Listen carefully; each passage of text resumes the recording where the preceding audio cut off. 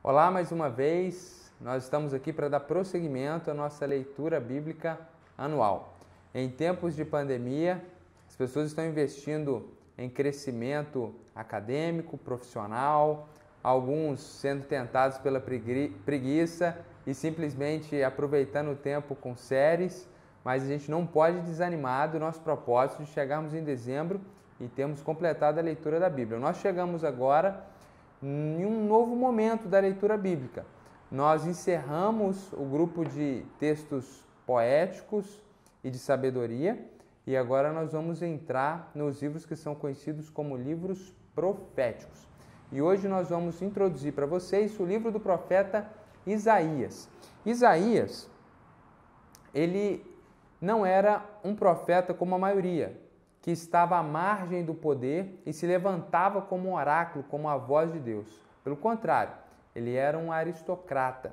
Ele frequentava os locais onde os poderosos se reuniam. Ele frequentava certamente o palácio. Ele morava em Jerusalém, na capital do Reino do Sul, do Reino de Judá. E é muito importante nós lembrarmos isso, que aqui, a partir de agora, todos os livros que nós teremos no Antigo Testamento, nós já temos os reinos divididos. Então ele está em Jerusalém, capital do Reino do Sul, do Reino de Judá, e também profetizando não só para esse povo, mas muitas suas profecias vão ter um valor, um poder, muito vai acontecer também relacionado ao Reino do Norte, chamado Israel, cuja capital era Samaria. Então o profeta Isaías está em Jerusalém, na capital do Reino do Sul, profetizando para o povo de Deus, se encontrava no Reino do Sul e também se encontrava no Reino do Norte. Ele profetizou por um período de aproximadamente um pouco mais de 40 anos. Isso é muito claro no livro. O livro tem alguns marcadores muito importantes, como o nome do próprio Isaías, fala da sua família, ele teve 2 filhos minimamente, fala o nome dos reis que apontam os períodos nos quais ele estava profetizando, por isso que a gente chega nesse período de 40 anos. E ele vive um momento muito importante na história do povo de Deus, porque ele está de Jerusalém profetizando e ele vê a ameaça da Assíria, de um grande império que dominou praticamente todo mundo conhecido naquele período, se levantando.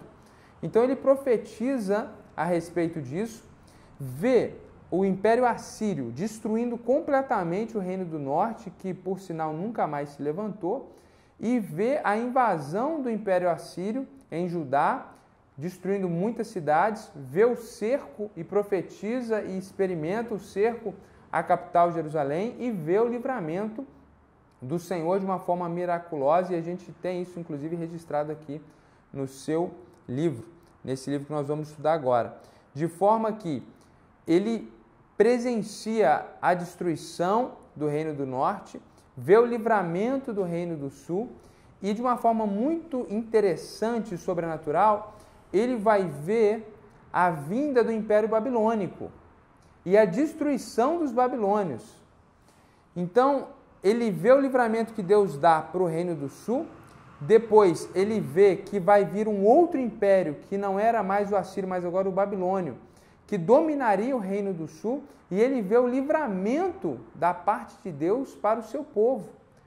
E, de uma forma muito específica, ele profetiza o nome do rei que libertaria o povo que cairia na mão dos babilônios. O nome desse rei era Ciro, de um outro império, Ciro da Pérsia. E essa profecia se cumpre mais de 100 anos depois, uma das profecias mais espetaculares do Antigo Testamento, porque ele profetiza o nome de um grande imperador, de um grande império que iria libertar o povo que nem preso ainda teria sido. Então, o livro de Isaías, ele tem profecias muito específicas, muito claras, que nos dá, inclusive, motivos para ver e acreditar que a Bíblia não é um livro comum, mas é de fato palavra de Deus. E, sobretudo, o profeta Isaías vai profetizar a respeito não só da vinda do rei Ciro, que libertaria o povo de Deus que estaria preso na Babilônia, mas um que é maior do que o rei Ciro, um que é o servo do Senhor, que vem para morrer pelo povo do Senhor, para expiação dos pecados do povo de Deus. E ele então vai trazer muito a respeito da vinda do Messias, que em grego é Cristo, né? A palavra em português Messias e Cristo derivam de palavras hebraicas e gregas respectivamente, né? Daí a palavra Messias e Cristo como sinônimos que poderíamos traduzir como ungido. Aquele que é ungido, aquele que é o separado da parte de Deus para trazer restauração para o povo. E aí ele profetiza a respeito da vinda do Messias, do Cristo, do servo do Senhor que traria livramento e vê além, vê inclusive o reino desse servo do Senhor.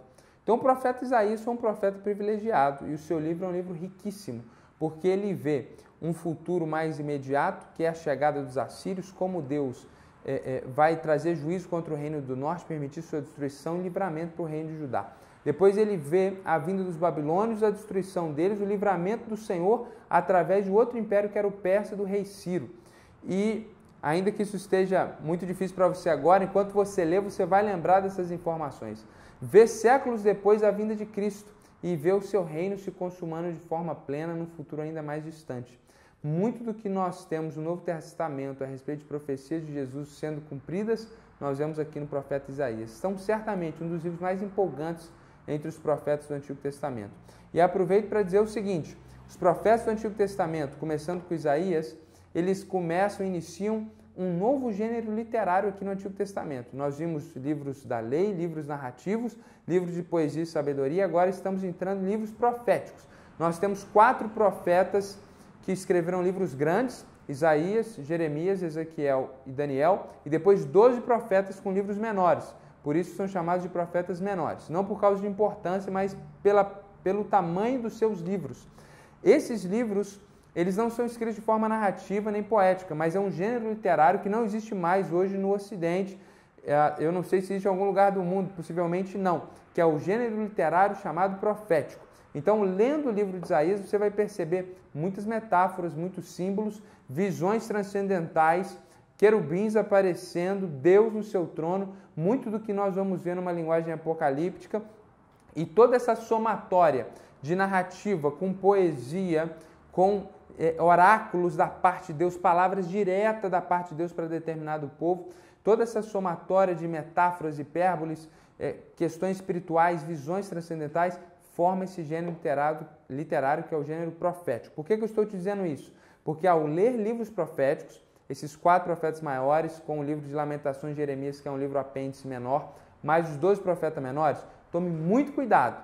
Não interprete esses livros com a mesma velocidade que você interpreta um livro como 1 Samuel, 1 Reis, que são livros narrativos, que são livros históricos. O gênero literário profético exige um pouquinho mais de atenção, um pouquinho mais de estudo. Eu tenho certeza que a leitura vai te edificar, vai ser muito positivo, mas na hora de entender algumas passagens, se você tiver dificuldade, conte com uma boa Bíblia de estudo, com bons comentários, um bom comentário bíblico. E claro, eu estou à disposição através dos canais aqui da Igreja Batista Sul. Você pode me contactar e outras pessoas que estão ao seu redor, que podem te auxiliar, talvez podem te auxiliar a compreender alguns textos que são muito delicados ali no livro do profeta Isaías e assim também outros profetas. Mas esses vídeos são produzidos para de alguma forma te auxiliarem e facilitarem.